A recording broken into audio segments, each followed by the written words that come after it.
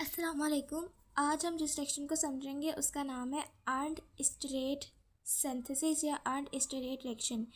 ये organic chemistry के reactions हैं जो कि फार्म डी के सेमेस्टर 2 में आते हैं। तो सबसे पहले हम समझेंगे कि अर्नड स्टेरेट सिंथेसिस होती क्या है। तो एक्चुअली में अर्नड स्टेरेट सिंथेसिस जो है वो एसिड को हायर होमोलॉग में कन्वर्ट करने के लिए इस्तेमाल करी जाती है। यानी कि आपका कोई भी कार्बोक्सिलिक एसिड है ना, आपने इस पर फोकस करना है। इसके अंदर आपने कोई भी कार्बन ऐड करना है, ठीक है। जैसे CH2 ऐड करना है एक, तो अगर आप ऐसे ऐड कर लोगे ना तो इससे आपकी अर्नड स्टेरेट सिंथेसिस हो जाएगी। ये इसकी जनरल इक्वेशन है, ठीक है। अब उसके बाद हम आगे बात कर लेते हैं कि इसका मैकेनिज़्म कैसे होगा, ठीक है। यहाँ पे ये जो ग्रीन पॉइंटर से लिखी हुई है ये भी इसकी जनरल इक्वेशन है, ठीक है। इसमें हमने एक लो एसिड लिया है, ठीक है। लो एसिड हम जो है वो हमारा काम नहीं आएगा, लो एसिड से हमारा रिएक्शन कंटिन्यू नहीं होगा, तो इसलिए हम इसको जो है वो कन्वर्ट करेंगे और इसको क्लोरीन के अंदर कन्वर्ट कर देंगे। यहाँ पे हम HCl लगाएंगे तो यहाँ पे Cl आ जाएगा, ठीक है। तो उसके बाद इसके आगे जो है वो इंटरमीडिएट लगेगा CH2N2 और Ag+H2O ये लगेंगे इंटरमीडिएट। उसके बाद हमारे पास जो है वो CH2 जो है वो इसके अंदर ऐड हो जाएगा, ठीक है। और इस तरह हमारे पास अर्नड स्टेरेट सिंथेसिस हो जाएगी। ये इसकी जनरल इक्वेशन है। अब उसके बाद हम बात कर लेते हैं इसके मैकेनिज़्म के बारे में। तो मैकेनिज़्म के बारे में बात कर रहे हैं तो हमने सिंपल वही सेम प्रोसेस, जैसे आप जनरल इक्वेशन एक दफ़ा याद कर लो ना तो आपको मैकेनिज़्म करना आसान हो जाता है। अब मैकेनिज़्म में हमने वही कार्बोक्सिलिक एसिड लिया। मैंने आपको बताया कि OH जो है अल्कोहलिक, ये लो एसिड है, इसको हमने हाई एसिड में कन्वर्ट करना है, इसलिए हम यहाँ पे कोई भी रिएजेंट लगा के हाई एसिड में कन्वर्ट कर देंगे। ये HCl भी हो सकता है, ये H2SOCl2 भी हो सकता है, ठीक है। हमने SOCl2 लगाया, ठीक है, तो यहाँ पे Cl लग गया। उसके बाद क्या होगा, हम इंटरमीडिएट लगाएंगे। ये इंपॉर्टेंट इंटरमीडिएट है, ये इसमें आएगा, तो ये आपको याद रखना है कि यहाँ पे CH2 डबल बॉन्ड 2 नाइट्रोजन लगे होंगे, जिसके पहले पे पॉजिटिव होगा दूसरे पे नेगेटिव होगा, ठीक है।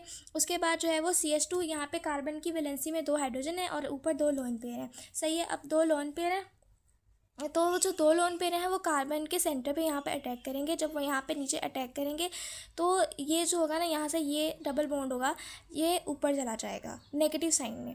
अब आपने ये बात याद रखनी है कि जब भी कार्बन के नीचे से अटैक होगा उसके ऊपर जो ऑक्सीजन डबल बॉन्ड लगा हुआ है ना, वो उसका जो एक बॉन्ड होगा वो नेगेटिव साइन में ऊपर चला जाएगा, ठीक है। ये हर रिएक्शन में मैकेनिज्म में ऐसा ही होता है, ठीक है। उसके बाद जब ऐसा होगा तो अब जैसे कि ये एरो जो है वो ऊपर की तरफ जा रहा है तो यहाँ पे सिंगल बॉन्ड हो जाएगा। अब एरो ऊपर की तरफ जा रहा है तो ऊपर नेगेटिव साइन आ जाएगा, और जो यहाँ पे ये इसके साथ अटैच हुआ है ना, इसका मतलब यहाँ से एक बॉन्ड आके एरोस पे अटैक करे, एक बॉन्ड आके कार्बन से अटैच हो गया, तो एक बॉन्ड कार्बन से अटैच हो जाएगा। जो ये क्लोरीन है वो नीचे आ जाएगा और जो ये वाला कंपाउंड है ना वो इसके साथ अटैच हो जाएगा, ठीक है। यहाँ तक आसान है, वो समझ आ गई कि इंटरमीडिएट आपने याद रखना है कि इंटरमीडिएट का इसके ऊपर अटैक करवाना है। जब इंटरमीडिएट इसके ऊपर अटैक करेगा तो ये कंपाउंड के साथ अटैच हो जाएगा।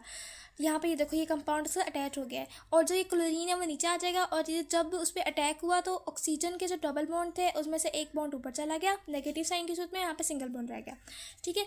अब जो ये क्लोरीन है ना, ये हमारे लिए हमने जो है वो सिंपल एक ऐसा, देखो यहाँ पे हमने जनरल इक्वेशन में हमने सिंपल ऐसी इक्वेशन, ऐसा कंपाउंड बनाना है। अब आपको यहाँ पे क्लोरीन नज़र आ रहा है, नहीं नज़र आ रहा, इसका मतलब ये है कि हमें क्लोरीन नहीं चाहिए, हमें क्लोरीन को निकालना है, ठीक है। तो क्लोरीन को कैसे निकालेंगे, जब ये नेगेटिव साइन दोबारा से अंदर बॉन्ड के ऊपर अटैक करेगा ना, तो ये ऑक्सीजन नेगेटिवली चार्ज है, जब ये नीचे आएगा तो क्लोरीन जो होगा वो लिविंग ग्रुप बन जाएगा, ठीक है। अब ये बात केमिस्ट्री की रूल बुक के अंदर है कि जब भी ऑक्सीजन का नेगेटिव साइन दोबारा से अटैक करता है अपने बॉन्ड पे तो नीचे जो पूरे लिविंग ग्रुप होता है वो लीव कर जाता है। अब ऑक्सीजन जो है वो स्ट्रॉन्ग नेगेटिव ग्रुप है और क्लोरीन पुअर है, तो इसलिए जब वो उस पर अटैक करेगा तो उसको निकलना ही पड़ेगा, तो ये निकल जाएगा, ठीक है। ये जो है ना, यहाँ पे हाइड्रोजन है, ये क्लोरीन इस हाइड्रोजन को लेगा, यहाँ से ये वाला हाइड्रोजन लेगा और हाइड्रोजन लेके -HCl करके इस यहाँ से निकल जाएगा, ठीक है। उसके बाद क्या होगा, यहाँ पे CH रह जाएगा, ठीक है। अब जब वो वहाँ से निकलेगा यहाँ पे एक हाइड्रोजन, ठीक है, यहाँ से ये निकल गया, रिमूव हो गया, इट गिव बॉन्ड कार्बन को बॉन्ड दे देगा। उसके बाद ये हमारे पास 2 इंटरमीडिएट बन जाएंगे, इनमें से कोई भी ले सकते हैं। मैंने जो है ये वाला पहले वाला लिया है, RC डबल बॉन्ड O। यहाँ पे जो है वहाँ से जब वो निकला तो उसके ऊपर लोन पेयर आ गया, जब यहाँ से ये हाइड्रोजन एक निकला था तो इस पर लोन पेयर आ गया था और नेगेटिव साइन आ गया था। यहाँ पे नाइट्रोजन का ट्रिपल बॉन्ड लगा हुआ है, पॉजिटिव साइन है, और यहाँ पे 2 लोन पेयर आ गए, ठीक है। उसके बाद क्या होगा, उसके बाद ये होगा कि जो ये बॉन्ड है ये अटैक करेगा इस पर तो नाइट्रोजन के दरमियान में ट्रिपल बॉन्ड पे अटैक करेगा। जब इस पर अटैक करेगा तो यहाँ से नाइट्रोजन रिमूव हो जाएगा। क्यों नाइट्रोजन रिमूव करा है? क्योंकि हमारे पास जनरल कंपाउंड के अंदर नाइट्रोजन नहीं है, इसलिए हमें नाइट्रोजन नहीं चाहिए, इसलिए हम रिमूव करा रहे हैं।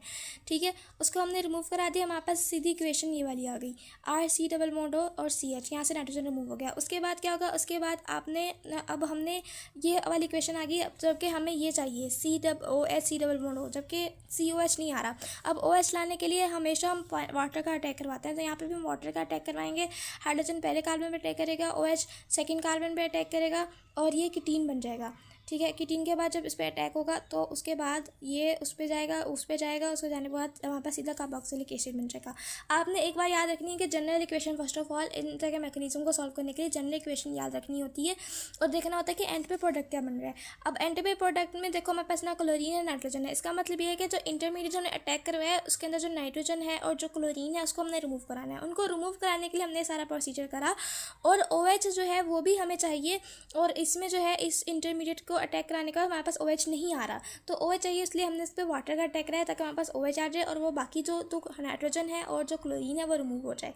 ये था एरेंट स्टेरेट सिंथेसिस का पूरा रिएक्शन और पूरा मैकेनिज्म। ये फार्म डी के सेकेंड सेमेस्टर ऑर्गेनिक केमिस्ट्री के रिएक्शन मैकेनिज्म्स के अंदर आता है।